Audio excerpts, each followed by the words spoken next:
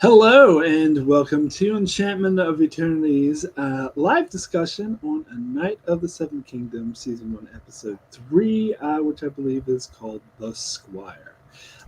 Joined here by the same usual guest, but always happy to have him first. Joining us again this week, Don. Don, thanks so much for joining. Valamogolis, everybody is so good to be back. Yeah, it was last week I was a little under the weather, but now I have been blessed by the light of the seven. I am restored. I am here. All right. And also joining us is the man who's going to be king but die in a fire. That is Darrin. Darrin, thanks so much for joining. Oh, very excited to be here. I'm looking forward to chatting about this episode here. So yeah, let's jump in. Let's go. All right. Yeah, right. Yeah, let's jump into the episode. Overall thoughts. Um, I don't know. I kind of feel like the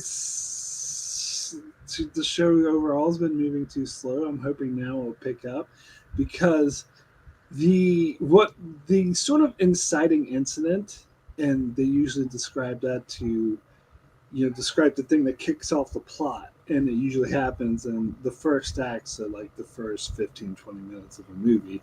Feels like we got the inciting incident at the end of this episode, and there's only 3 episodes left, so it's halfway through the season, and so there was a lot of setup. I do realize that's how the book was, but I'm still reverting to my thoughts that this should have been a movie rather than a show. But yeah, so I mean, I think the way this episode was structured was really good because it focused on Egg and Dunk. Like I said in episode 1, that their relationship didn't come off that strong to me, and it got better in 2, and I think 3 definitely focused on that because it was setting us up for the big reveal. But I feel like most of this episode was basically, it was kind of rehashing some of the stuff that we've already learned in the first 2 episodes, maybe pushing it forward slightly. But I think the biggest thing they did, is to explore Duncan, to see them like mock each other and back and forth and follow each other around, like getting to the relationship more. I think that was needed for the big reveal at the end. So I feel like this episode was mostly that last scene. Like that was like the main thrust of the episode. Don, what did you think of this episode? I mean, I liked it. Me as someone who has actually read the books, I actually like some of the things that they add into the scene, into the story, and I want to see how some of it pays off. So yeah, it has been a little slow, and this is different because this is the third Game of Thrones series, and even though we can tell it's part of the same world, there are still so many things that they do that are very, very different in terms of the way they tell a story, and I like that a lot. So again, it was a little iffy on the execution, but I'm gonna go back and watch it again. But so far, I'm still liking the show.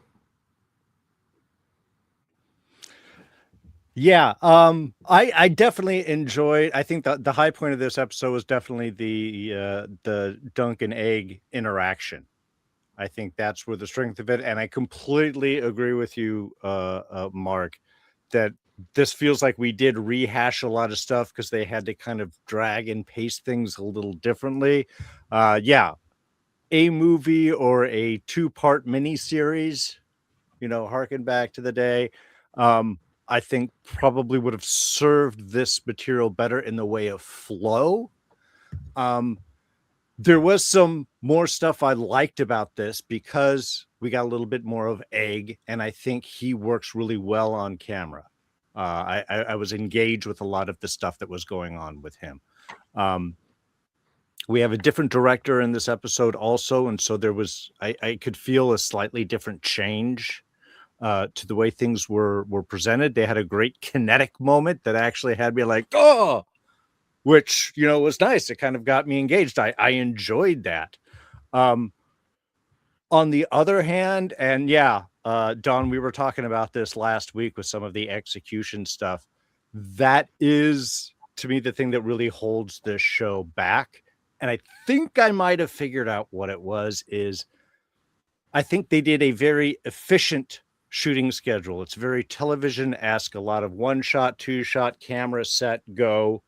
Not a lot of cinematic type of stuff. They do in some of the jousting stuff this episode.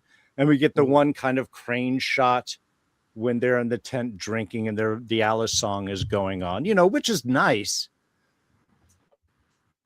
But I think that I feel like their shooting schedule was very efficient. And I say that in the sense that some of the editing gets weird. Like the burp scene that we have just before Egg comes in is done to whatever his name, the guy in red that went off on the Targaryen bed.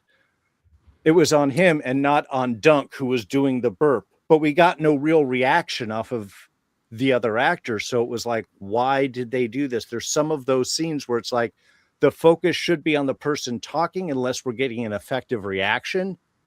But sometimes it's not. Even when we're getting the I don't know, the whole betting scene when they're walking across the pond. There's some shots where they shoot behind them and it's almost to cover the dialogue they're filling in because they didn't get the shot right at the time. It works, but it gives a very weird feel of where should the focus be, I found in a few parts in this episode. So yeah, I mean, the material is great and there's a lot of good stuff going on, but it feels very rote and pushed stylized directing. Like they would occasionally not get the right shot and they would just fix it in the editing in this odd manner. I don't know if that's true, but it sort of feels like that. Yeah, I don't know. Like when I watch it again, I'll have to like keep an eye out on that. Like I agree, like there were some good shots. Like I do remember there being some crane shots, like when Dunk and Egg are walking through the tourney space. But I think for the most part, I think you might be right. And I'm also thinking about the final shot of this episode. Like I really had a problem with the editing and the music and the way that was edited together. But, yeah, their tone is kind of inconsistent. They've got odd musical drops of like that. Okay, that feels like it's from a different show. Yes. That felt like it was from like an Adam Sandler movie or something, or some over-the-top comedy, which the show has not been. I mean, the shows have comedic elements, and that was actually quite a sort of important, serious thing for them to sort of play it like, I don't know, the way they edited and the music, it felt like very like sitcom comedy-esque sort of. Yeah. But it's funny, last week, Darrin, we were talking about how the first episode opened with Dunk taking a shit, and the second episode opened with Sir Arlen taking a piss, and we were joking, every episode has to open with a bodily fluid, and you said, oh, next week's is going to be vomiting. Guess what? There was some vomiting. And horse poop. You know, yeah. So, you know, we kind of expanded. We got, you know, we're opening things up here. And there's also that guy who was also in episode 1 and this episode who's constantly hawking a loogie. So that's more bodily fluids. Yeah, that's Westeros is gross, folks. Gross. So I actually want to start, because I usually go like in order of the episode, but I want to just jump to the end here and not bury the lead and talk about the big reveal that Egg is actually Aegon, and he was the younger brother. He was the one that was missing. Of course, we've all read the books, the three of us, we know this, but we're trying to not mention it in the first couple episodes because we don't want to give away any spoilers. But there were a couple times I was like I wanted to say something in the last two episodes because this is the one thing I think the show handles very well because I think they were really dropping hints and a lot of Egg's behavior in the last two episodes and this one made a lot more sense when you look at it in the context of that he's a royal and he grew up part of the royal family and he's pretending to be a commoner. And I think that like that was done very well for people who hadn't read the books and didn't know this. And to be fair, I knew this even before I read the books. Like somebody told me about, oh, Egg is actually the Aegon. Like, so it wasn't even a surprise for me when I read the books. But still, I didn't want to spoil it for anyone else. But I think, but the people who didn't know, I think they could watch this and go back and watch the previous episodes, and it would click. They'd be like, oh, okay, that's why he's doing that. Because there's like little hints, like he never said he was a stable boy. Dunk just assumed it. And he's said, "Oh my, if my mother would have to go to King's Landing." Like all these little things, Dunk was just assuming that he was a poor boy, and also the way he's behaving, like when he said to Dunk, like, "Why are you letting them treat you like they're betters?" Because from his perspective, they're not his betters. So so I think that works together very well. Don, what are your thoughts on that? Oh yeah, I mean, listen, like when you finally get the reveal, right? Even as somebody who knew the story, um, I still like the way that the reveal came across because, the whole time Book is like, oh fuck, I really have totally screwed this up. The kid's about to pay the price for it. Shut your mouth, and just like, you're like, why is Egg being such a little shit right now? It's like, oh, he can be because he's a Targaryen prince.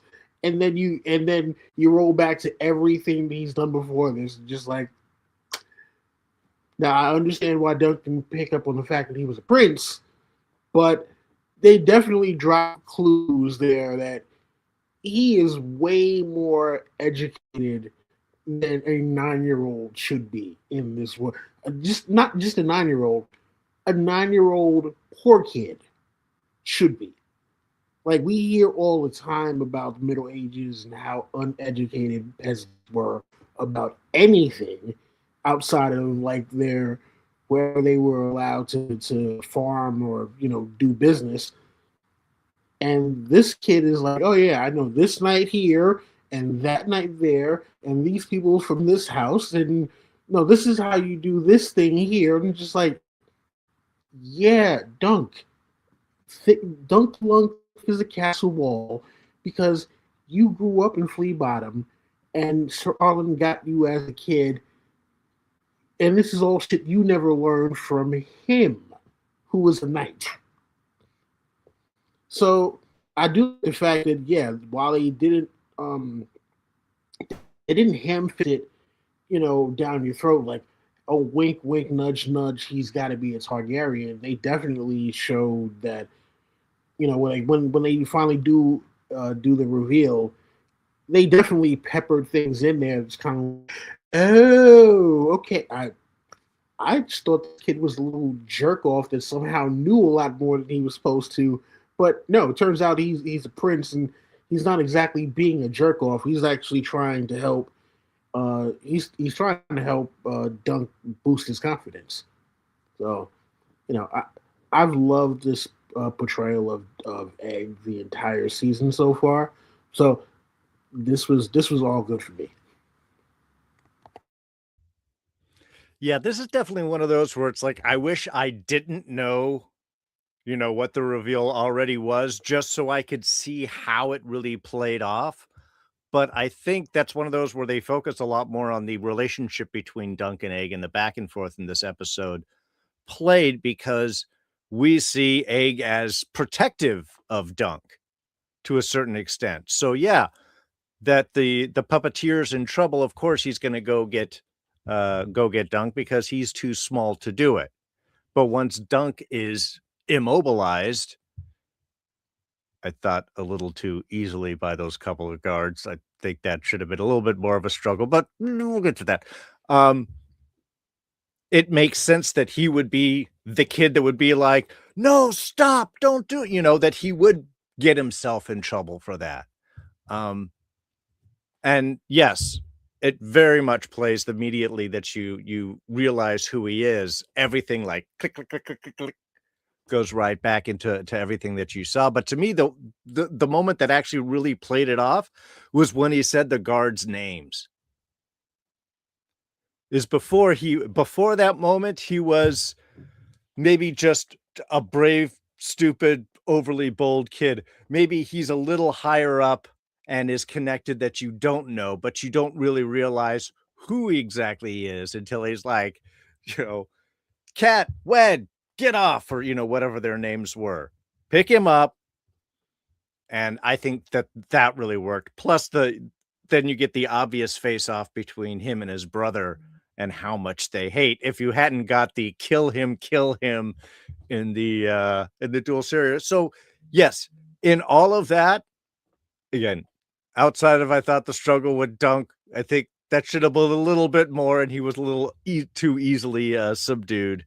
I think this all worked until they got the odd choral music drop off where I was like, what? What? What am I watching? What is this? Again, it was just so not right with where I felt everything was going emotionally. But yeah, I mean, for me, it really worked. I just really wish that I didn't know so I could have experienced that moment. Yeah. All right, so I want to jump back to the start of the episode. Again, we get like really good interactions between Dunk and Egg, and I like how Egg was like, I could stay here, or I could be here, and I could see myself living here, and Dunk's just. I totally buy, by the way, that Dunk had no idea about Egg because he is an oblivious character, not seen as the sharpest tool in the shed, as they say. So, and I like seeing the interactions when Dunk is just like, "What, you are here," or whatever, and not like realizing there's something beyond. But then we get this extra scene with the game master asking Dunk to challenge the Ashford son to a joust, and he knowing that the son is purposely going to lose so that the family can get all their money back. And so he's offering Dunk like everything he wanted. Like he will become a knight. He definitely won't have to ransom his. In fact, he'll get more stuff from the other guy. But he still doesn't really want to do it because it's not honorable. And that's sort of, and it's cheating basically. And that sort of shows the type of person that Dunk is. But I have mixed feelings about this scene because it was not in the books. And I don't know. I guess I'll see how the show goes on, if it's going to come up again or serve a purpose, or is it just there to reiterate that Dunk isn't honorable? But it seems like, I don't know. I didn't like the dynamic at first because it seemed like it was giving him everything he wanted on a platter, like too easily. Where it seems to me the story was more about him being the underdog and having pretty much no chance, and then all of a sudden they say, "Oh, you can have everything you want. All you have to do is cheat." Again, I can see why the point is they want to show how honorable he is and how he won't even get everything he wants because it's not the right thing to do. But I don't know, Darren, what did you think of this thing? I was actually going to ask if this was one of those added scenes because I didn't totally remember it, but of course it was a while ago, so I don't remember all the real specific stuff. This was actually the one little bit that I thought was totally unnecessary and in fact unreal because yes, it is made to show that Dunk is more of an honorable person and doesn't want to throw and he wants to earn his thing and what his point of character is. However, why tell him at all? Just set up an arrangement. If the other guy is going to fall, Dunk doesn't need to know that. You get the guy to take a fall. You don't necessarily have to worry about the other fighter who's actually going to fight. I mean, if he's your guy, that's one thing. But to me, that was the one thing I didn't understand. I was like, why are you even bringing Dunk into it? Just have your guy fall. And this is the scene where you like, my nephew, he deserves to get his ass whooped, and he's been too big. And so I saw him eyeing you and so on. So, if you challenge him tomorrow, I bet you he'd accept. You want to do it? Yeah, he's big, but I think that you can, this could have been a build him up kind of thing. And then he might have realized maybe he oversteps and figures it out, though Dunk's too stupid to have that and needs to be all handed to him. So, yeah, I mean, I get that this was a Dunk is an honorable knight scene, but I was very perplexed at like, why are you even bringing this up? Just have your guy, just set up the fight and then have your guy take a dive. He doesn't need to know that it's fixed. In fact, it would have been better if he didn't. It sells it more. So, yeah, that's just, this scene kind of annoyed me. Well, yeah. I have a bit of a different take on that scene in particular. So, I personally think that they told him because, remember, no one has ever seen Dunk in any sort of tilt whatsoever. You have absolutely no idea if he is absolute trash.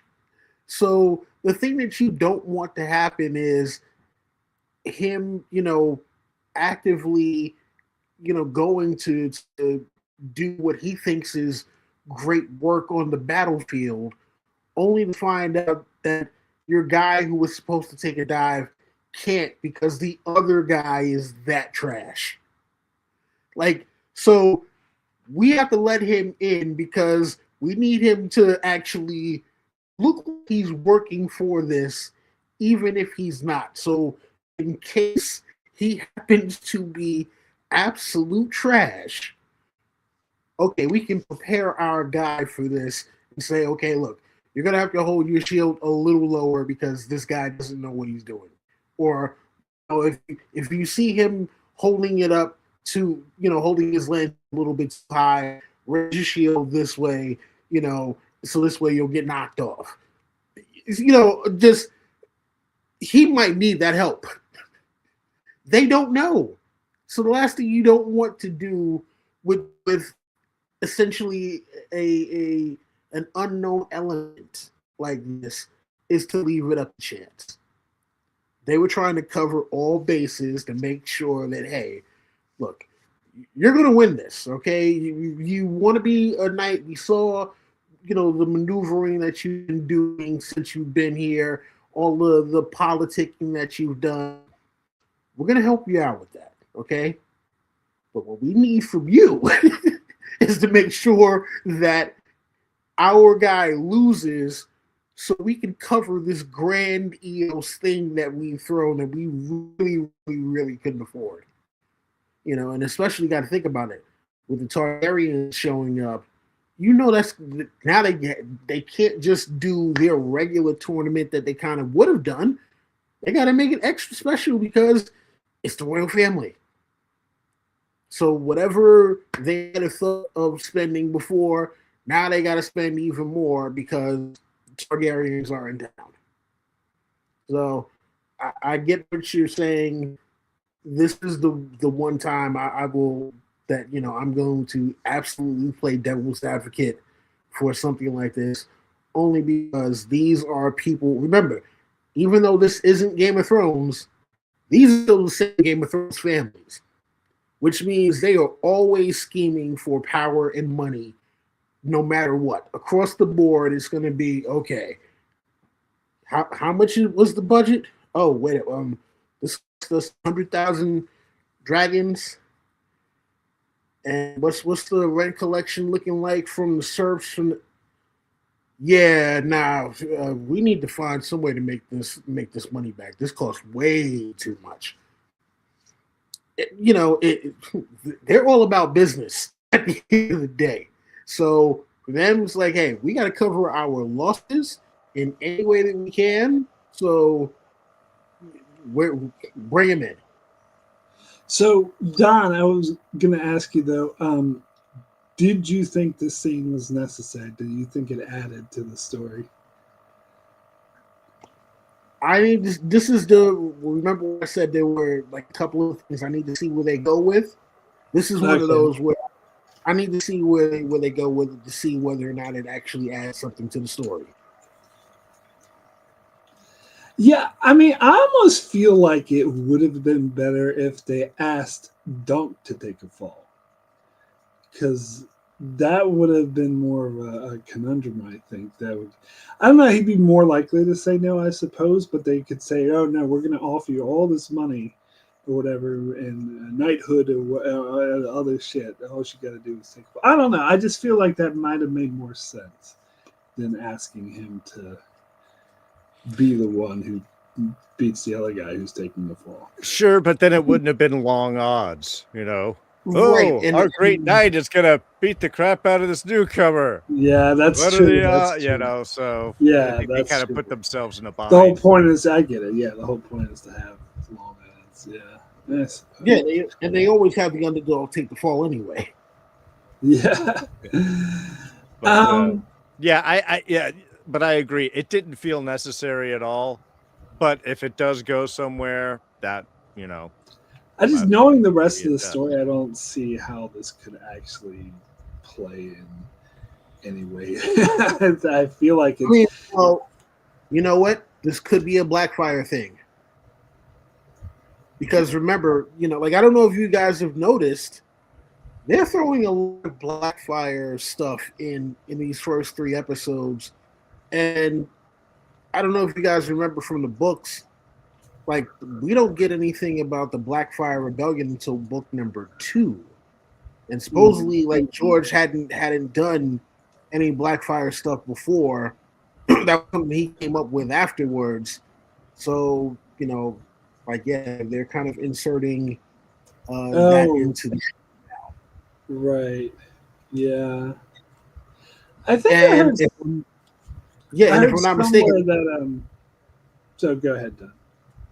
No, I was just going to say, I think the Ashfords were Blackfire supporters in the Blackfire Rebellion.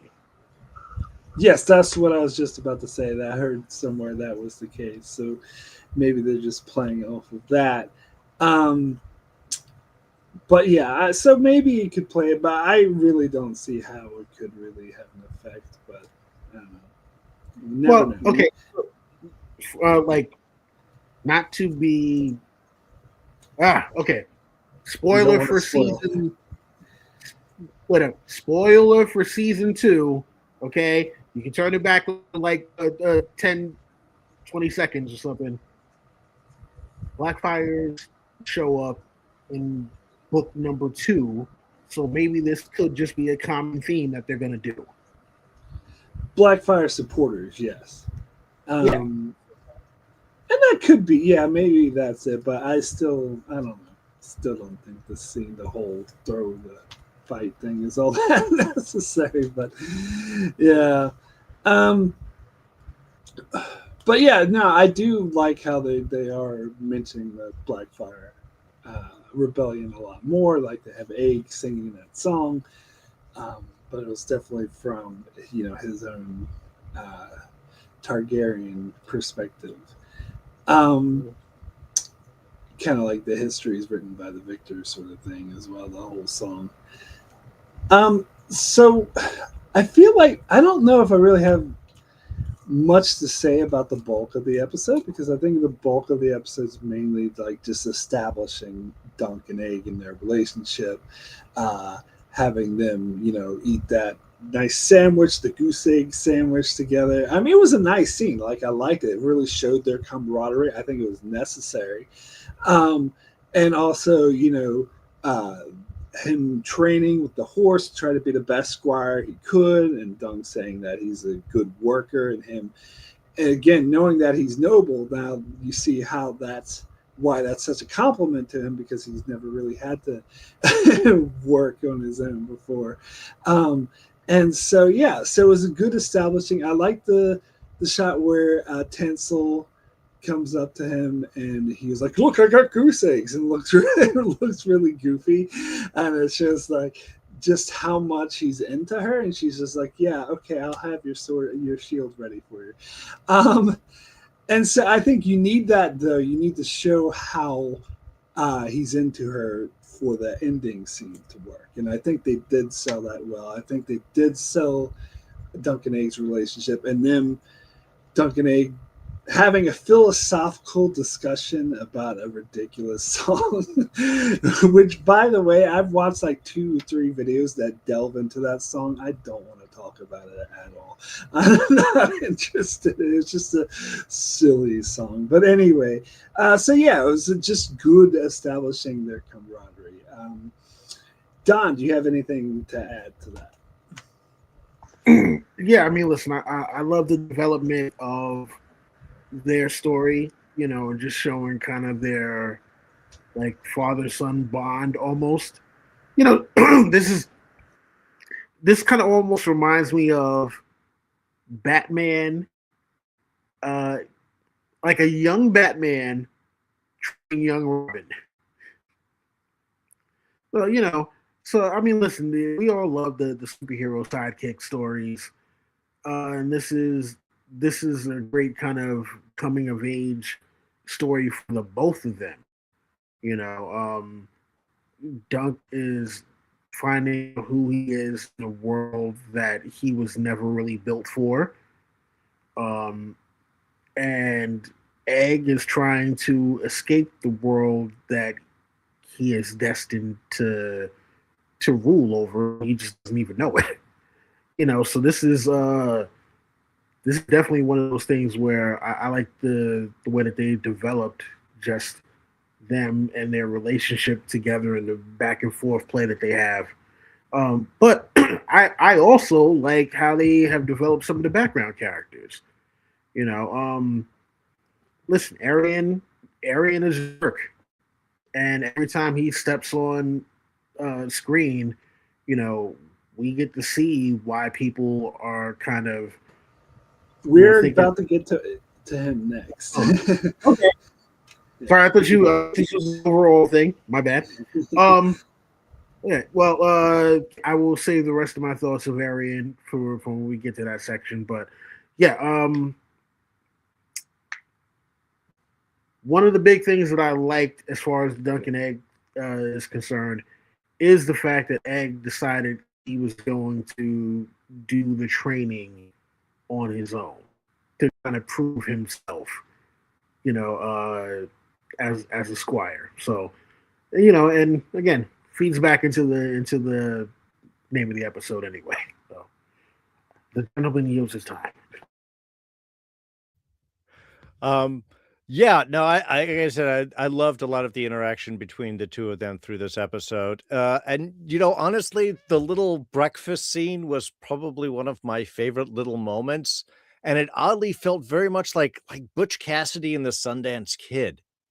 The way the camera was moving, it was that kind of soft, almost granular kind of film look, and the music in the background. I was like, this is cool. It's just weird because again, we get those little moments, but nothing else really has that exact same feel, the way the camera moves or the story is told through the rest. So it's just these odd little vignettes that we get. But I don't mind it, kind of like how they've used these flashbacks as kind of a moment to give either an explanation or a thought, when Egg, is practicing, proving to himself. Obviously, this is something that he really wants to do, but he's not being allowed to. So he's escaping into the world. Oh my God, I have a chance to do this thing, escape my fate, unless he asks for fate to be told by, freaky old ladies walking through the camp there. But so again, I I really like that kind of establishment, and I did like all of those moments. So yeah, I think for the bulk that really worked, and then I think, well, we'll get onto the other stuff when we get to it. Yeah. Yeah, I wasn't gonna talk about the creepy lady fortune teller because I don't know how to without while avoiding spoilers. So I was just gonna leave it. Yeah.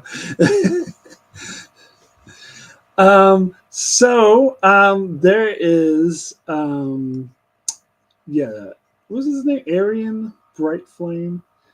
I talked about his introduction in the last episode. We talked about it in the last episode how I thought he came off as douchey, as like a typical, like, in those 80s high school movies, is like the guy with the sweater wrapped around him.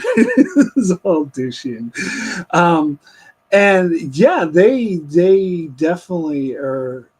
I don't know. It's almost like they're playing him like a Joffrey character. Like, although I thought it was interesting. Like the thing where he, went after the horse and how everyone saw that as disgusting and despicable. I thought it was interesting that the people like revolted and started throwing shit at him, because that's interesting, because they're sort of trained like, that's a prince, that's your better, you don't touch them. And they were like so angry at him for doing that. So it's not just that he's douchey to our main character, he's considered a douche by everyone. He's not really liked, and of course Aig, as we learned, really doesn't like him. Now, there, as Darrin pointed out, he was screaming, kill him, kill him. So not a big fan of him. So they're kind of establishing him as your stereotypical villain. And yeah, almost, I would say like a Joffrey character, because he's broke Tansel's fingers, which another video pointed this out. I didn't think about it this way, but she's a puppeteer, so her fingers are like one of the most important things she could have. And he broke them just because they put on a show in which a dragon died, which is ridiculous. It's douchey. But, they had to point out to me that he was, because everyone was throwing shit at him, and apparently they gave the guy that that lost, that got trampled over by the horse, whose horse he killed, they gave him his horse as repayment. And so apparently he was just in a terrible bad mood. So it wasn't the right time for him to see him play with the dragon dying. But still, I don't know. Doesn't really make it any less douchey.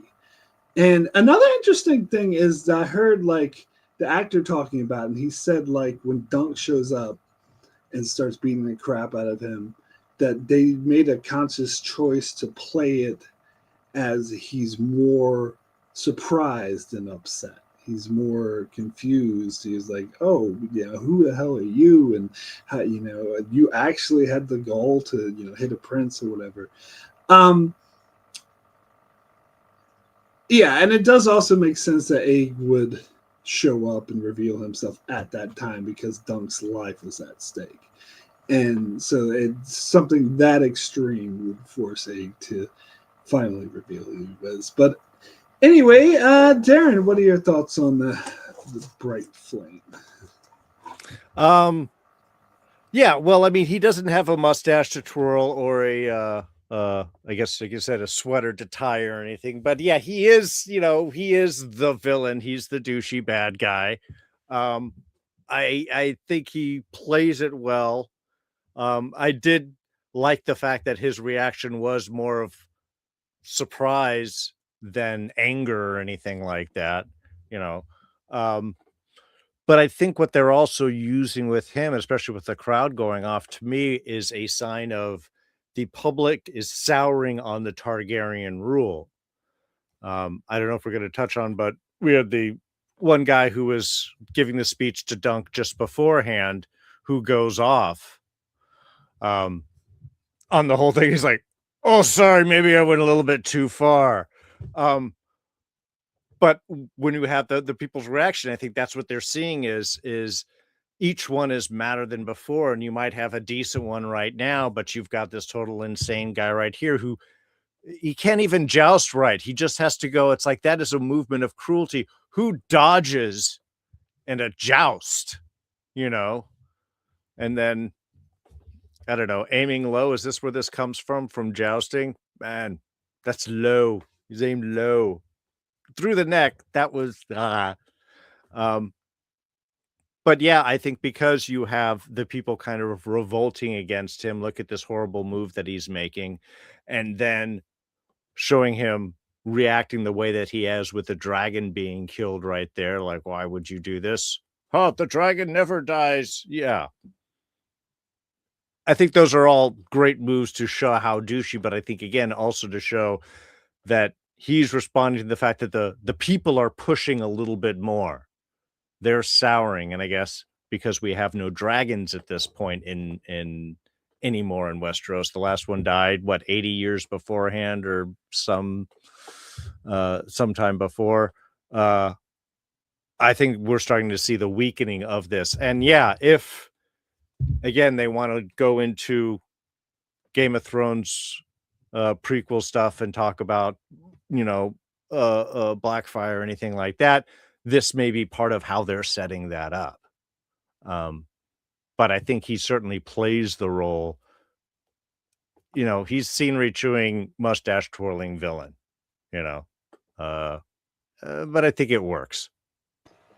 If they ever do another spinoff about the Blackfire Rebellion, this show would have spoiled the ending of that show. But anyway, John, your thoughts? I mean, yeah, listen, you know what? Some people are just jerk offs, and Arian is one of those guys, right? So I think that the portrayal from book to screen, it was a little different, than what I was expecting.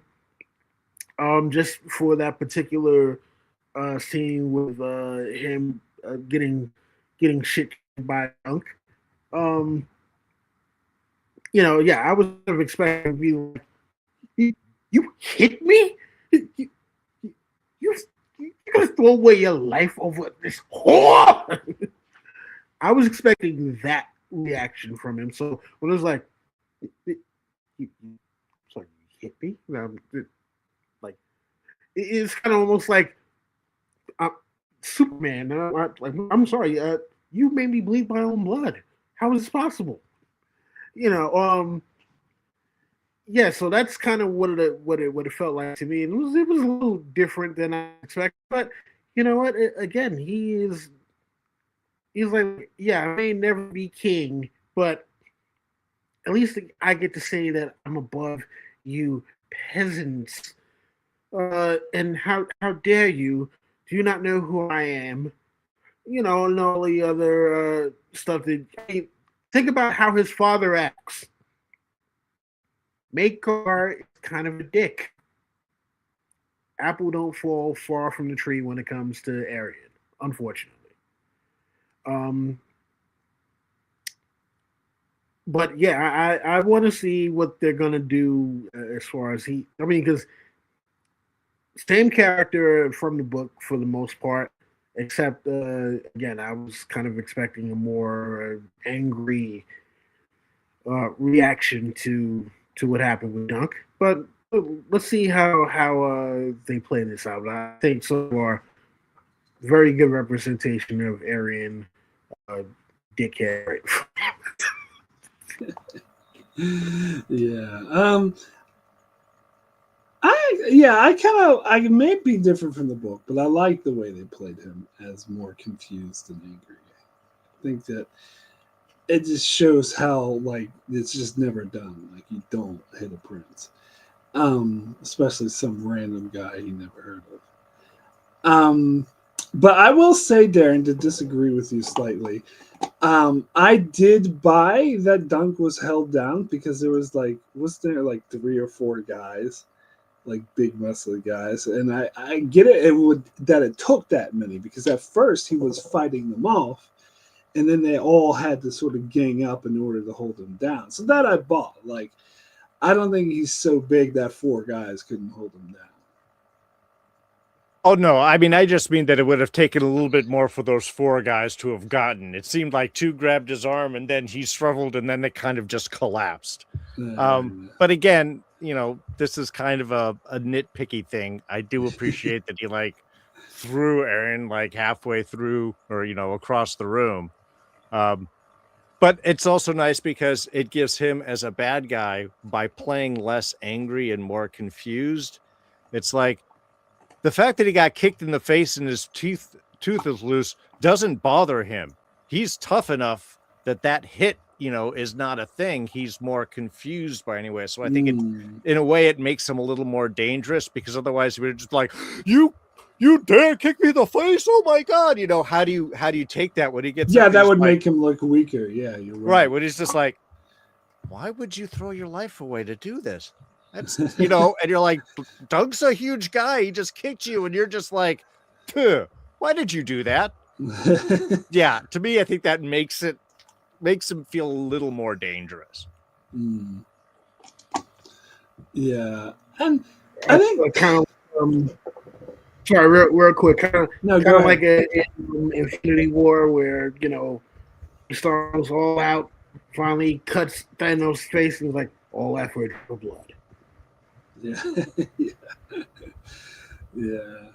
As to think about it, though, Aeg is kind of, maybe it's because he's so young and inexperienced, but it was actually the wrong move of him to go grab Dunk, because he should realize that Dunk getting into a fight with Ariana would not end well for him. So he kind of let Dunk down by doing it. And it's also interesting that Dunk let his sort of emotions, because normally he would never attack a prince. He's very humble, but he thinks of himself as very lowly. But it's just when he saw, the girl he was into, which is why it's important to show that he's into her, getting her fingers snapped, and he just snapped without thinking. But yeah, I feel like Aeg did him dirty by, Aeg obviously doesn't like Arian, but he should have thought attacking a prince is not going to end well for him. Well, it also depends on what the situation was when Aeg left. Is he may have not had her ready to break her fingers and such at that point.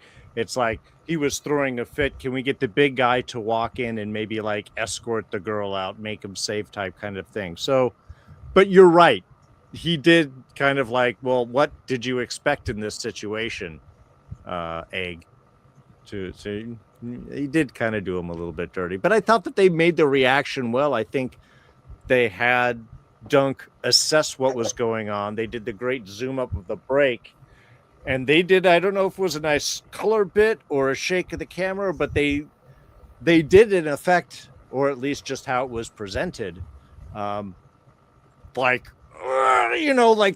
rage overcame him, and he did just react emotionally. Because it's you hurt the pretty girl. And he's thick enough that he would react, I think, that way before his brain could catch up and be like, no, don't hit the prince. That'll show up tomorrow morning. He'll wake up with it was a prince. I shouldn't have done that. Yeah, I like the sequence overall. I thought it was really good, except for once they did the Aeg reveal and they did the goofy music and the goofy edit. Did they speed it up? I can't remember. They did something that made it look very bad. Yeah. Well, it was a little zoom out. Open up. It was just like, what? But it was good up until that point. Anyway, so I think we'll go ahead and end this discussion there. Let me actually toss Darrin? in just one moment, because we kind of went over the jousting stuff all pretty quick. I have to say that I just want to refer to my favorite kind of kinetic moment, and I think they timed it and they picked the perfect shot, was they were having their nice, I think, breakfast whole scene, and then all of a sudden you had those 2 knights just collide center camera and drop down. And I was like, oh my God, that I like felt that happen. And I thought that was a great cut. And that was a really nice moment. So as much as I like give some shit to the show, I do want to like commend it when I have these. And I just loved the cameras there. They were right in the middle. And it's like they both kicked themselves off. It hurt to hear. And I think that was really well done. All right. Don, was there anything else you wanted to add? Overall thoughts of the episode? No, actually, listen, I think that, again, really liking what they've been doing so far. I am still going to defend the action scene. And, you know what? I would like to point out something for why the people kind of revolted like that. Remember, they're in Ashford Meadow. The Lord is Ashford, who fought against Targaryens in the Blackfire Civil War. Pretty sure the small folk have their own personal legends about all that. So when the Targaryens show up in town, and then the prince winds up injuring, one of their people and acting like a douchebag, yeah, you know what? Get him out of here. Fair enough. All right, yeah, so cool. Let's go ahead and wrap up this discussion here. I want to thank everyone who joined, watching us live, and everyone in the archives. And, of course, always very thankful to the special guests, Don and Darrin. Yeah, I don't know, Don, you have anything going on, but you want to just give a quick shout-out? Nothing going on yet, but I am still working on the shirts. I unfortunately got sick and haven't been able to work on that, but I'm working on that tonight. So hopefully by next episode, I will, have some merch up for you guys. Cool. Nice. Okay, and Darrin? Well, right now I'm over with Rob Stone over on Smirking Gun Reviews. We're doing Fallout. The season finale is this week, so you can catch that. Usually it drops on Thursday night, though we dropped it. The show's dropping a little earlier, so keep an eye on the channel when it's going to drop sometime between tomorrow night and Thursday, probably closer to Thursday. And then, of course, we dropped a newer episode over on the Outer Rim pod. We were discussing just a lot of the craziness that has been happening here in the beginning of the year. And it was before even some of the worst stuff happened. So it's an interesting discussion. It does get very emotional. Trigger warning for those that are easily perturbed. But, kind of comes from the heart. And just sometimes you just need to get it out. And that's what this episode was. So you can catch that over on the Outer Rim pod here on YouTube. Yeah, and you reminded me, Darrin, that I think I heard that they're dropping the next episode of the show on Friday. Like, the thing at the bottom said, like, Friday early, showing Friday for streaming. Yeah, from Game of Thrones. Yeah, it's going to be streaming early on Friday because Sunday Super Bowl. And they wanted to have is that why? A birthday to not, they wanted to have that much respect for my birthday to not have people distracted with Game of Thrones. Oh yeah, and then heard something about a Super Bowl or something like that. Yeah, some sports ball thing is happening. But ball. Yeah. But yeah, no, I did want to that we're still gonna be Monday. Monday's still the best day to do it. So even though they're showing it early, we're still gonna come back on Monday to talk about it. Excellent. Yeah, so come back next Monday. And and if you're finding me for the first time, my name is Mark, channel Enchantment of Eternity, mostly covering Star Trek nowadays, these days, covering every single episode of Star Trek currently in Deep Space Nine and Voyager.